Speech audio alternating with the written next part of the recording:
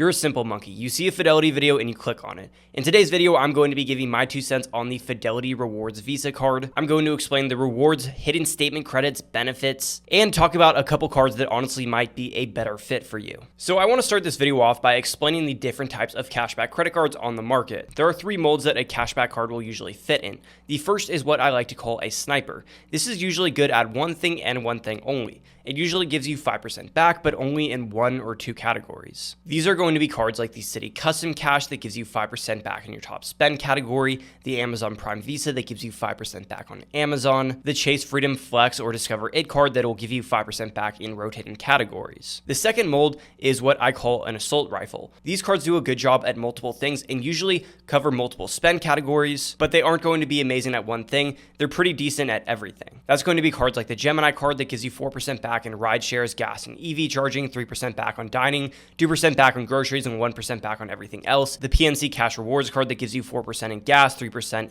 in dining, and then 2% in groceries. Or the Blue Cash Everyday that gives you 3% back in gas, online retail, or grocery stores. The third and last mold of card is what is going to be like a machine gun. These are often referred to as catch-all or flat rate credit cards. They give you usually between 1.5% and 2% on every single one of your purchases. In this category, you're going to see cards like the Capital One Quicksilver, the Citi Double Cash, the Wells Fargo Active Cash, and then of course, this Fidelity card. So while these cards may not give you the highest percentage of cash back, they're all about simplicity. And as I get further and further into the credit card game, that is something that I'm valuing more and more. I love applying for credit cards to get thousands of dollars of travel and cash back, but what I don't love is tracking multiple different due dates and keeping track of balances and making sure there's no fraud on all my different credit cards. So I understand why the average person would want just one credit card for everything, and the Fidelity card does a pretty good job of that. Okay, so the first thing to know about this card is yes, it does give you 2% back, but in order to actually get that full 2% back, you're going to have to deposit your rewards into a Fidelity account.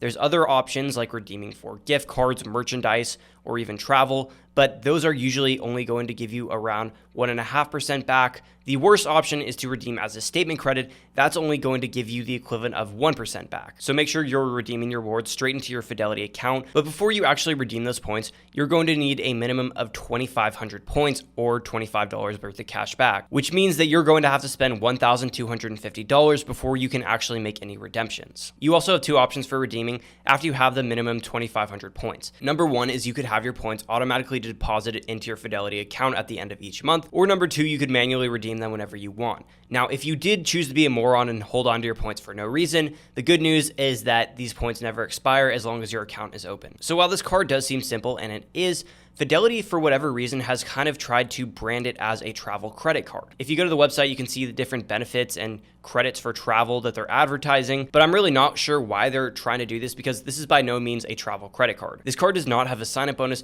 but what it does have is a $100 credit if you apply for either TSA PreCheck or Global Entry. Now, most credit cards that give you a statement credit for TSA PreCheck or Global Entry give you $120 because that's how much it costs to buy Global Entry. And if you didn't know, you'd want to go for Global Entry because that also includes TSA PreCheck in it. If you don't know what either of these are, they're just the express lanes at airport that allow you to get through security faster. TSA is for inside the US, and then Global Entry is for security outside of the US. But regardless, it's a bit strange that this card doesn't cover the full $120. Also, this card is a Visa signature, and that means that it comes with some travel protections, but if I'm being completely honest, most of these advertised travel protections are completely useless. Now, there are some small ones like your bags being protected, but it doesn't come with the 2 big ones. It doesn't have trip delay reimbursement, and although on the website they do advertise for their car rental insurance, it is secondary, which means that it only covers what your personal insurance does not cover. That means you're going to have to go through your personal insurance first, which is probably going to raise your premiums, and you're also going to pay deductibles. So in reality, the secondary coverage is kind of useless. One cool thing is that it does come with no foreign transaction fees, so you can use this card anywhere in the world and earn 2% back without having to pay a 3% fee like some other cards. But all that's to say that it's kind of strange that Fidelity is trying to package this as a travel credit card when it's really not. And sure, it does come with some travel protections and benefits, but it's kind of like if you were going to go deep sea diving and all they gave you were like the Michael Phelps little goggles and then maybe like a diver's watch. Like, it's better than nothing, but if you're going to go deep sea diving, you want like the full, I'm not a diver, man. I don't know what they wear. You know what I'm talking about. Now, like I mentioned, there's a lot of flat rate 2% back credit cards out there, and most of them have an X factor. That's just something that makes them stand out from the rest. Some have sign-up bonuses or more synergy with cards from the same ecosystem, but what Fidelity has is this investing aspect that other credit cards really don't have. So let's do some quick financial YouTuber girl math here. According to a report by Empower, the average American puts $5,200 on credit cards each month. That would be $62,400 of spend a year. And if you put that all on this 2% back credit card, that would be $1,248 in rewards. But because those rewards are going straight into our investment account and earning, let's say, an average of 8%, that would be an extra $100 of rewards because they're being invested. Now, that all sounds really, really good, but there are a couple things that I want you to know before you jump on this card. Number one is that it doesn't have a sign-up bonus. If you were to get another 2% card that does come with a $200 sign-up bonus, which is pretty common, you would have to spend an extra $10,000 to make up that value. Number two is that nothing is stopping you from investing the same rewards from any of your other credit cards. Now, granted, you're probably not going to do that because it's not automatic like it is with Fidelity, but I'm just saying. And number three is that if you do travel, there are a lot of credit cards that will easily give you the equivalent of 3% back, and you don't have to invest it and wait 10 years for the compounding interest to give you that. Now, before I continue, I know that there's a lot of people that love this card. I've seen people say they've been using it as their only card for like 8+ years. And if that's you, then that's fine. Like, this isn't a bad card. I'm coming at it from an optimizer standpoint that is in the credit card game. But if you do want simplicity and you already use Fidelity for your investments, this isn't a bad card by any means. That being said, here's 4 credit cards that I'd rather add. Number one is the Amex Blue Business Plus. Now, this is a business card, but literally anyone can get approved for it. I made a video on it. It's not very hard to get. You don't need a business for it. Literally anyone can get it. You don't actually need a business, and it gives you 2 membership rewards points per dollar spent up to $50,000 a year. It also gives you a 15,000 point sign-up bonus if you spend $3,000 within 3 months. This card earns flexible points, which means that if you travel, you can transfer these points out to a bunch of different airlines.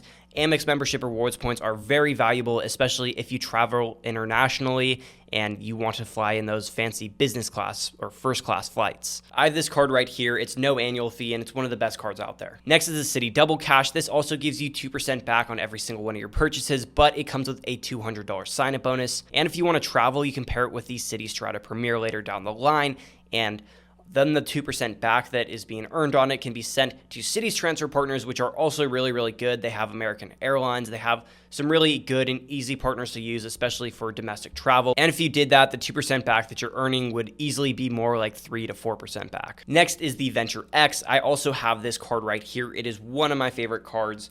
It is a premium travel credit card, but it pays you to hold it. It has a $300 travel credit and then gives you 10,000 anniversary miles.